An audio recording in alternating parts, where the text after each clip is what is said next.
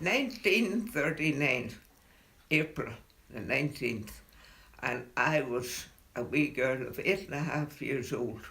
We lived up in the middle of the Sperrin Mountains in Glenroe in a cottage that had no electricity, no running water, or no indoor toilet, just no facilities. And in the middle of the night, my mother came and shouted, "Teresa, get up quick." And I got up, and she had a girl staying in the house, but I don't remember her name. And the two of us were told to run up quickly to John Barney's, which was the first house up the road from us, up a hill, and get Peter to go for the nurse. So the two of us ran up quickly, and I remember we were throwing wee fine stones up at the upstairs window to waken Peter. And his wife put her head out of the window, and she said he couldn't go, he had the quinsy. Whatever that is, I'm not sure. So we came running down to tell my mother that story, and she said, "Now go for Patrick the Miller." And that was down the road, and that was much longer. And we went down and told Patrick to go quickly for the nurse in the Plum Bridge nurse ward. And we came back up into our house, and were really breathless. And all I remember is my mother was kneeling at the table and the beads in her hand, and she was praying. And there was a pool of blood on the floor. I could see it in the lights. It's some sort of a light, a candle or something. And I was scared. I thought she was dying.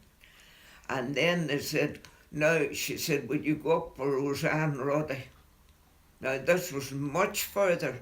It was up the back road, and it was a long bit up there, but the two of us went as quickly as we could up and wakened Roseanne and told her to come down, and she wasn't. She came right down there, and all I remember is that she was very, very quick coming down, and she was a very nice woman, Roseanne.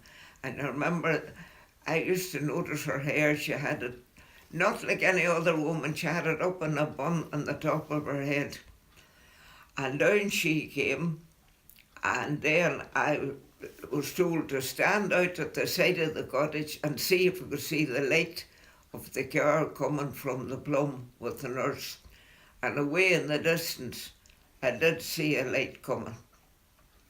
And then I went in and told them, and then they'd give me a bucket, and they said, "Go up to John Barney's again to the spout where we got the water, the running spring water, and get half a bucket of water."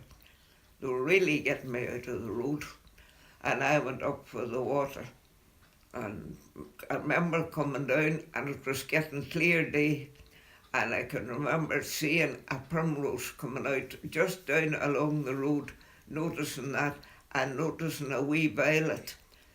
And I came on down, and all I remember was that my mother said, "You won't have to go to school today, Teresa."